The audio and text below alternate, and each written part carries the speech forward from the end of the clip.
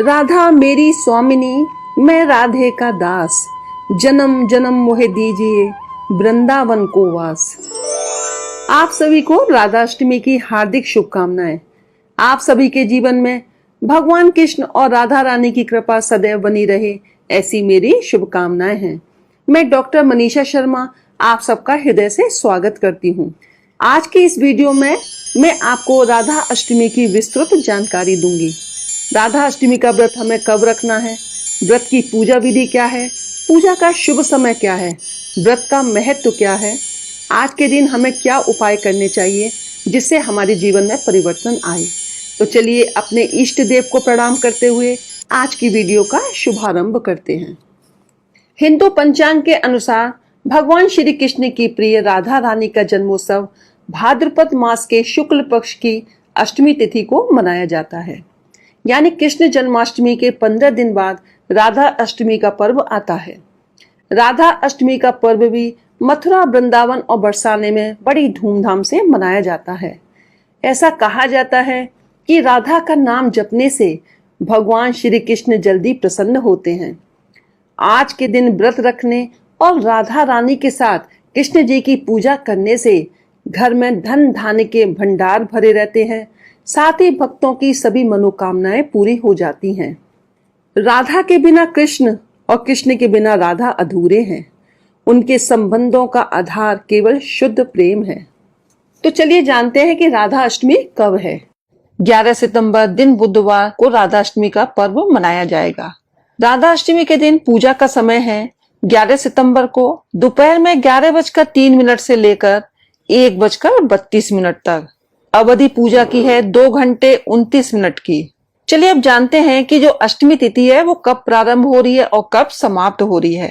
अष्टमी तिथि का प्रारंभ 10 सितंबर को रात्रि में 11:11 से है और अष्टमी तिथि का समापन 11 सितंबर 2024 को रात्रि में 11:46 पर है। तो इस तरह से हम 11 सितंबर दिन बुधवार को राधा अष्टमी का पर्व मनाएंगे। तो चलिए जानते हैं पूजा विधि क्या है। प्रातः जल्दी उठकर हमें स्नान करना है, साफ वस्त्र धारण करने हैं। इसके बाद आपको अपने मंदिर में आकर व्रत का संकल्प लेना है। देखिए बहुत से लोग इस व्रत को धारण करते हैं और बहुत से लोग जब तक राधा अष्टमी की पूजा कर लेते हैं उसके बाद अपने व्रत को खोल लेते हैं। जैसा आप लोग क्या नियम हो आप वैसा ही अपने व्रत का संकल्प लें। आपको एक चौकी पर लाल या पीले रंग का कपड़ा बिछाना है। उसके ऊपर राधा रानी की प्रतिमा स्थापित करें। आप एक तांबे का या मिट्टी का कलश पूजन स्थल पर रखें और उसके ऊपर भी आप राधा रानी की प्रतिमा स्थापित कर सकते हैं। राधा रानी की प्रतिमा को पंचामृत से स्नान कराएं। सुंदर वस्त्र पहनाकर लड्डू गोपाल जी का और राधा रानी जी का दोनों का श्रृंगार करें। आपके पास भगवान कृष्ण का जो भी विग्रह है, शालिग्राम जी है या जो भी आपके पास मूर्ति या विग्रह है, दोनों को आप स्नान कराइएगा और इसके बाद उनको सुंदर वस्त्र पहनाइएगा। फल, फूल और मिष्ठान अर्पित करना है। राधा कृष्ण के मंत्रों का जाप करिएगा। आज राधा अष्टक या भगवान कृष्ण के जो मंत्र हैं उनका जाप कर सकते हैं। राधा कृष्ण की आरती अवश्य करें।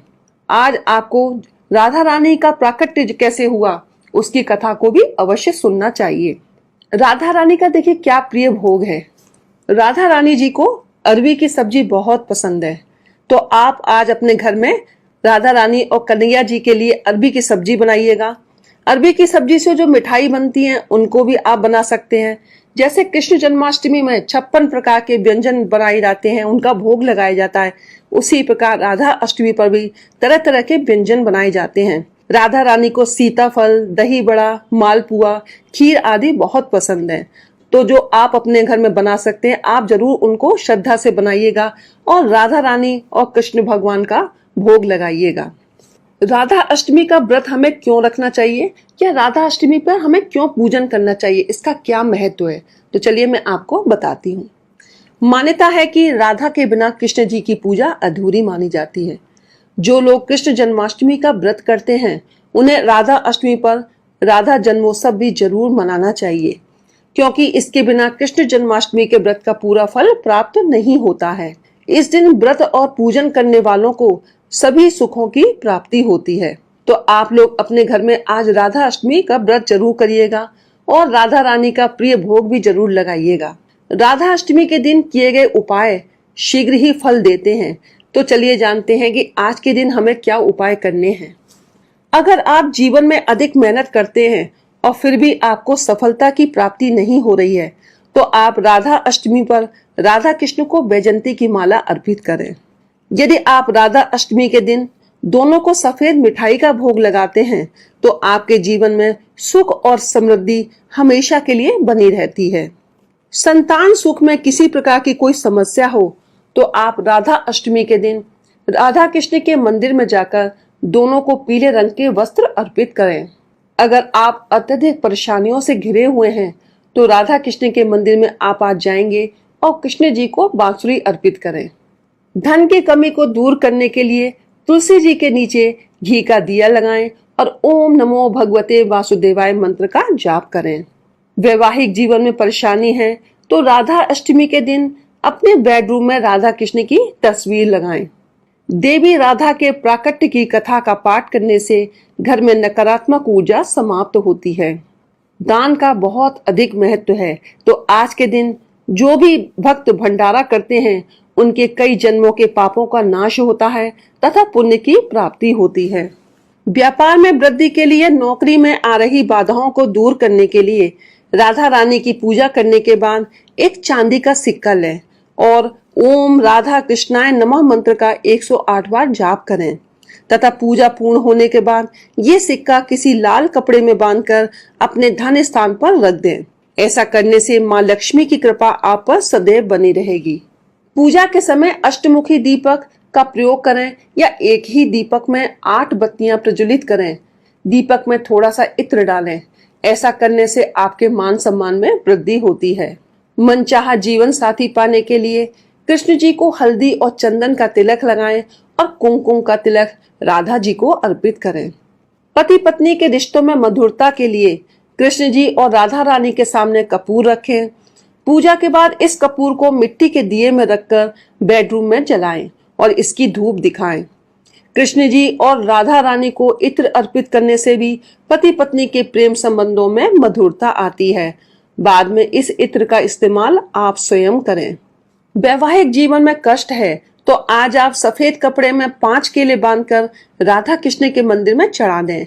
अपनी परेशानी प्रभु और राधा जी से कहें। सच्चे मन से करी गई प्रार्थना का असर तुरंत होता है। देखिए, ऐसा कहा जाता है देवी भागवत पुराण के अनुसार कि जो लोग कृष्ण की पूजा करते हैं और राधा जी की पूजा नहीं करते हैं, तो उनकी पूजा स्वीकार नहीं होती है। भगवान कृष्ण के हृदय में बसने वाली राधा जी की पूजा करने से श्री कृष्ण सभी मनोकामनाओं को पूरा कर देते हैं।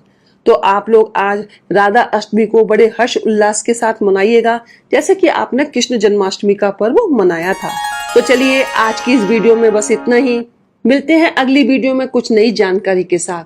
यदि आपको आज की वीडियो मेरी पसंद आई हो, तो प्लीज मेरी वीडियो को लाइक करें, मेरे चैनल को सब्सक्राइब करें, शेयर करें, बेल आइकन को प्रेस करें, ताकि आपको आगे आने वाली वीडियोस का नोटिफिकेशन प्राप्त हो सके। हर हर महादेव, जय भोलेनाथ।